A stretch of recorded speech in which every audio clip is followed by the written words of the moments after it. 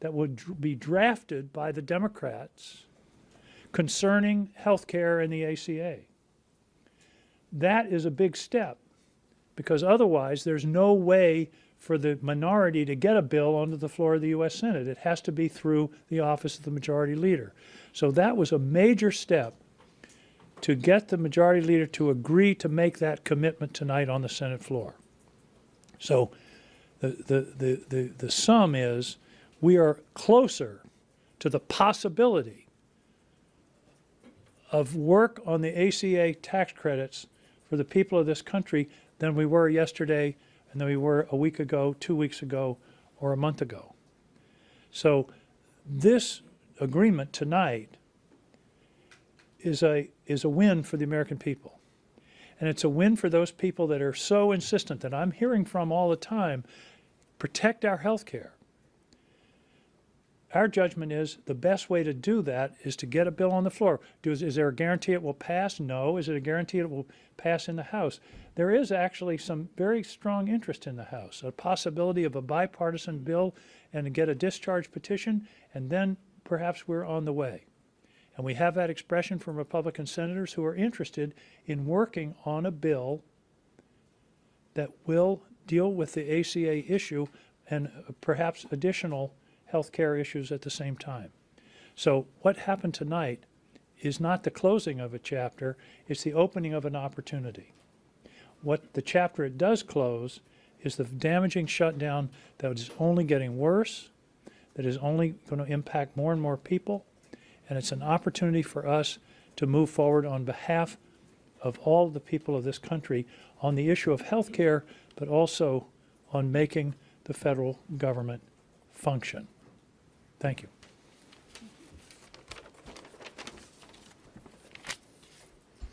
Well, good evening, everybody. At a time when families desperately need relief, Washington's dysfunction is making life harder for families, and the last 39 days are proof of that. A record-long government shutdown paired with record-high health insurance cost increases is not the kind of history that the American people want Congress to make. Over the last several weeks, I've heard from Granite Staters who can't afford a doubling of their health insurance costs. I've also heard from families about the deep pain that the government shutdown has caused, made worse by a president who illegally and repeatedly chose to cut off help for families who are just trying to buy groceries. After weeks of bipartisan conversations, I voted today to reopen the government so that we can get back to the work of helping Granite Staters. This agreement funds SNAP and food assistance programs, ensures that law enforcement, air traffic controllers, and other federal workers get paid, reverses the president's recent reckless layoffs and prevents them from happening in the future, and crucially, gives Congress a clear path forward to protecting people's health care. Our work to deliver relief for families now enters an important phase. Congress has 1 month to engage in serious bipartisan negotiations to extend the Affordable Care Act's expiring tax cuts that help people afford their health insurance. And let's be really clear, part of what has been happening is the time period to make that meaningful extension of these tax cuts has been dwindling. We are getting closer and closer to the time in which families have to decide whether they can buy their health insurance or not and enroll in health insurance in this coming year. So my Democratic colleagues and I have been ready to work on this issue, on extending these tax cuts for months. With the government reopening shortly, Senate Republicans now finally have to come to the table. Or, make no mistake, Americans will remember who stood in the way. So I urge Speaker Johnson to finally return the House of Representatives into session and quickly reopen the government. And I urge all Americans in communities red, blue, and purple to continue to speak out about the importance of affordable health care so that families across America can get that critical care that they need. Thank you. Thank you. and I thank my colleagues for their good work. The vote tonight, and you've heard all of us talking about this, the vote tonight was crucial to open the government because too many Americans, hardworking individuals, seniors, children, were suffering. I know in Nevada, particularly that is based on a service industry, tourism and travel, we are doubly hit. Tariffs, bad policies of this administration, and the shutdown was having an impact on travel to our state and quite honestly across the country. But it wasn't just that. We have federal workers that were suffering. We have TSA agents. We have airport controllers. And we were seeing lines to our food banks in northern Nevada. These were lines that I hadn't seen since the pandemic. And the stories were horrific. Seniors in line needing food because they couldn't get access to the food that they usually would get at the federal level. One man came and refused to say who he was because he was embarrassed and said, "I shouldn't be here," but he needed the food. Mothers coming to the food bank to get food for their children. My colleagues know that opening the government was key to stopping that pain. But here's the thing. We can open the government and we can still fight to address this looming healthcare crisis. It is true. Right now, in our states and across the country, Americans are seeing higher costs, higher premiums for their Affordable Care Act. These are people that need access to healthcare. I have families that rely on the Affordable Care Act and these subsidies so that their children who have a rare disease can access their medication. I have small businesses who rely on the Affordable Care Act and the subsidies to help cover the costs for their employees. This is a fight that the Republicans need to understand is not just happening in Nevada, it is happening across the country in every state, including those red states. This fight tonight is, I agree with Senator Angus, is just the beginning. This is the beginning to show and fight for Americans across the country. Let me just say this, with the government open, we can focus on passing a full bipartisan budget for 2026 that starts with a minibus that will restore funding that President Trump cut. It delivers millions of dollars in critical funding to states like Nevada all across the country, and it, you will hear, blocks the administration from future rifts. We have an opportunity also to put Republicans on the record on the ACA. Are they committed to doing this? Are they committed?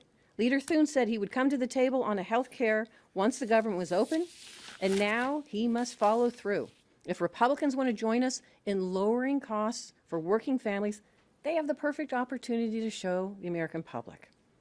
I expect Republicans to be at the table in the next few weeks. I expect the White House to be at the table. And if they do choose not to come to the table, they can own the disastrous premium increases that will continue to rise.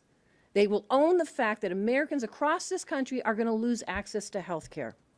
We were elected in the Senate to work on real solutions that help working families.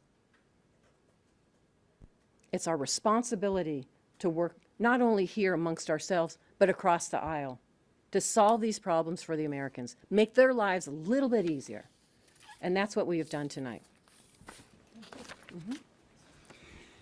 So, hey, everybody, I'm the cleanup hitter because I joined this group I joined it 48 hours ago. Not for lack of interest, and I got to applaud Jean Shaheen and this group because they have been having open meetings that anybody could participate in on negotiation, but I had my hands full focused on the Virginia elections until Wednesday morning. And as soon as that was over, I have now engaged with a particular purpose in mind. I knew the Democratic appropriators led by Patty Murray were going to do the very best job they could to get these three approach bills queued up and moving forward. A bill, for example, that has very robust SNAP funding, very robust funding for the VA. I had confidence in that. And I had confidence in these guys that they were going to get the best possible deal they could get from Republicans on the ACA. We were in a situation where SNAP recipients were suffering, and there was no guarantee we would ever get to an ACA solution. Now we've got robust SNAP funding and a guaranteed vote, not a guaranteed outcome, but a guaranteed vote on ACA tax credits.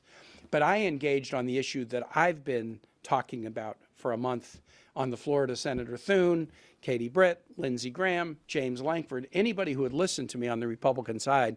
I've said what I need in Virginia, with 320,000 federal employees who live in households that probably encompass nearly 650 or 700,000 residents in my state, I need a moratorium on mischief. My Virginians have been suffering under this administration. The shutdown started on January 20. I need a moratorium on the punishing of the federal workforce. That's what I need. And so I joined this group to make sure that we could get important protections for federal employees. And what we have in this bill is the restoration of all the furloughed employees and a guarantee of their back pay, the restoration of all RIFT employees who got RIFT after October 1 with all of their back pay, and a guarantee of no RIFs. No RIFs going forward. 2 million federal workers, not just my 300,000, 2 million federal workers who are not uniformed military now have a guarantee of no RIFs going forward. So they don't have to go into the holiday season with anxiety about what's going to show up on their email one morning at 5:30 a.m. That's a big win for 2 million federal employees, and added together with these other ingredients of robust appropriations bills and a guaranteed path forward to vote on fixing the ACA, that made me sign on and say, yes, we can do it.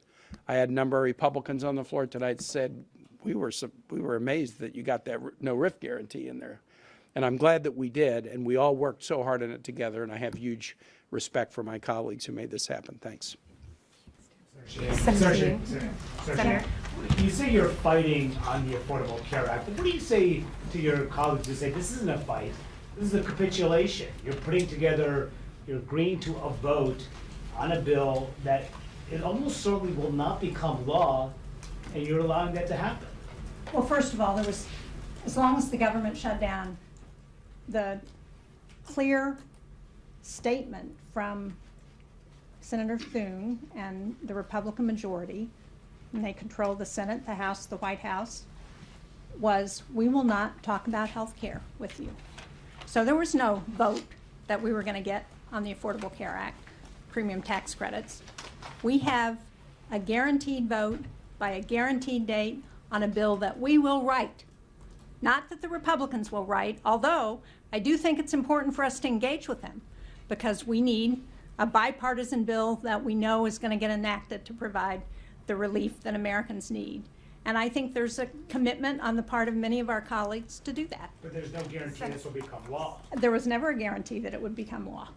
Well, just to follow up on that, Senator, because we understand that this vote will happen, but a vote on extending the tax credits, it does not guarantee that it's going to happen. So how do you explain, though, to your constituents why it was worth it to put up this fight for so long when in the end you did not get your key demand?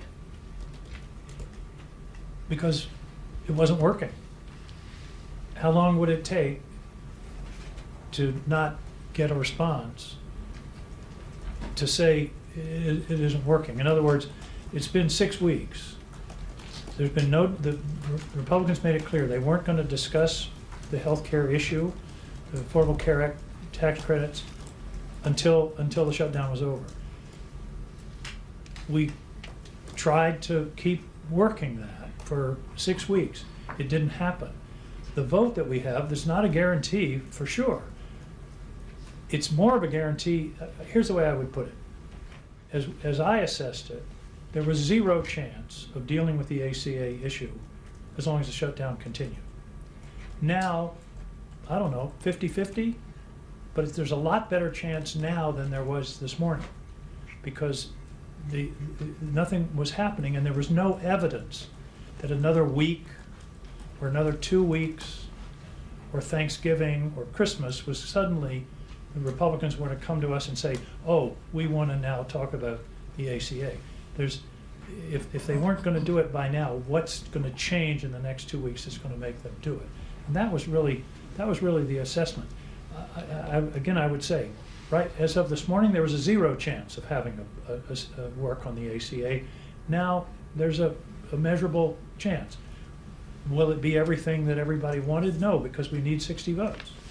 And so there's going to be a negotiation. But Republicans have already started saying, well, here, you know, if you did this or did that, maybe we can get there. So I would take a reasonable chance against no chance every day. And that's, and the other piece is, we didn't really emphasize this, there are 3 important appropriations bills in this that would lock in SNAP for the rest of the year at a very substantial rate. Plus other benefits, veterans funding is guaranteed if we can get these 3 bills through. So there's a plus on that. And I think the odds are that we have a better chance of doing something about the ACA than we did not going into this. At some point, you have to decide, you know, what is the best strategic step forward. And we believe that the evidence is that what we were doing wasn't working, and therefore, let's try something else.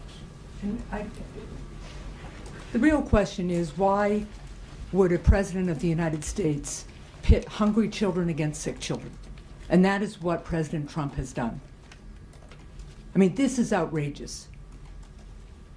We can't reach agreement on government funding, so the government shuts down, and even though the law is clear that he could fund SNAP benefits during the shutdown, he did not.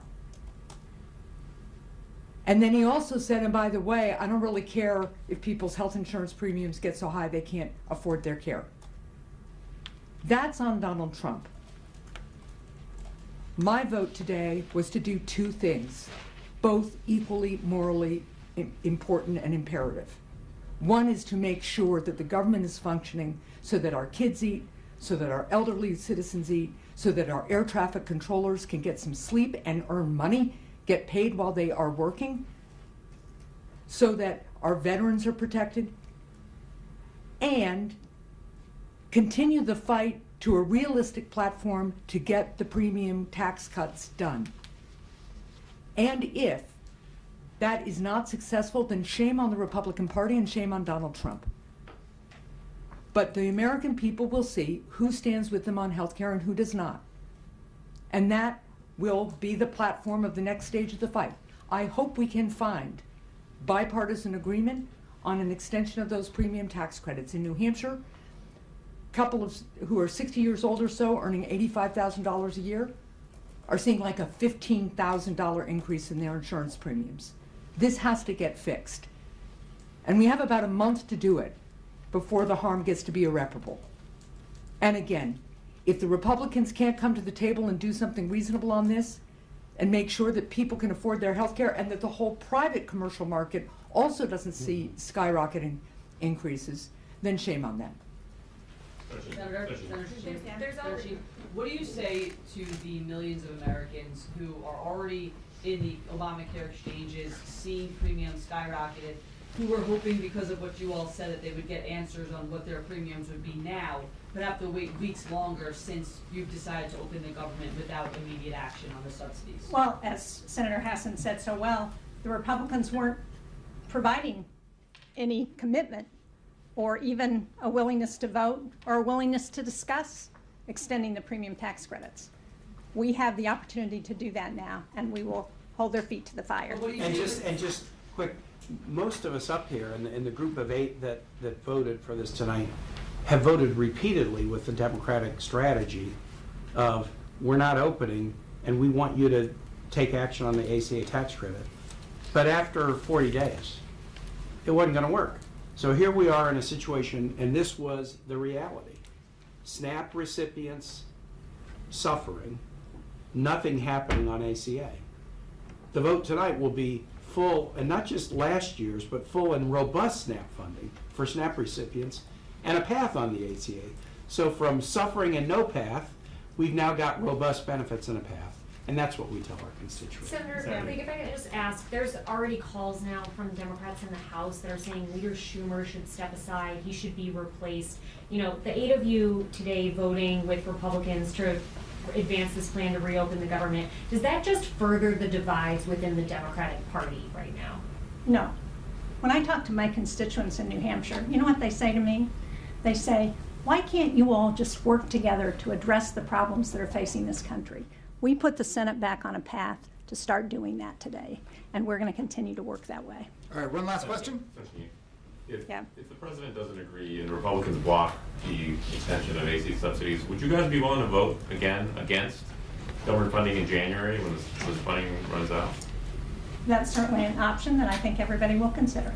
Thank you all. Thanks, guys. Thank you, everybody. Senator King? Is that one of your Angus? It's not mine. That's mine. Angus, can I grab it? Can I ask you on the RIF stuff? Yeah. What was the process with the White House? They were involved. We wanted to get you Yes. Lacey's here. She's going to just get you in 90 seconds. Restoration of Oh, no, Lacey. Yeah, we're just going to do a tape. Yeah. plus a guarantee and risk. She's over there. She's bringing the Kind camera. of gave them the concept. And then they came back with some language Saturday night that didn't accomplish our objective. And so my staff, I got to get huge credit to Nick and Waylon and my staff. They stayed up all night long, Saturday to 5 a.m. this morning, where they texted me at 5. I think we had the language. And they sent me the language, and I got to deliver it to Senator Shaheen, Senator Thune, and Senator Collins, and said, here is the written language that we need. And we spent the day working on that language, and some of it was, you know, just the scope of the guarantee, how you define what a RIF is. There's some different definitions in different parts of the federal code. But we reached a meeting of the minds at about 5:45. 5:45 this afternoon. There's a caucus meeting at 6. I walked into the caucus meeting and Gene and Angus and everybody was standing outside. I walked in, just looked like kind of a deadpan face, and they're like, what's going on? I said, we got the language we need. So this covers everyone who was ripped during the shutdown? yes, so it covered all the furloughed, everybody furloughed during the shutdown comes back with back pay. That was the back pay bill I got passed in 2019, but Donald Trump would raise questions about whether we would honor it. They're going to get back pay. Anybody RIF from October 1, they all get to come back and they get back pay. And then we have a no RIF guarantee going forward. Going forward until the end of Trump's term? It goes forward through the CR, but the CR has a provision that says anything in the CR automatically comes into the next CR. So it's kind of wonky. There's two provisions. This one is during the pendency of the CR, but there's a separate provision in the CR that says once it's in, it stays in unless it's affirmatively repealed. So it's like Was there less resistance to the employee stuff than you expected? There was a lot of resistance, but they needed my vote. So people can't get fired. Well, you could get fired for cause. You know, there are a couple of circumstances. If you look at the provision, there are a couple of circumstances, but the kinds of just non-strategic mass firings and RIFs that have traumatized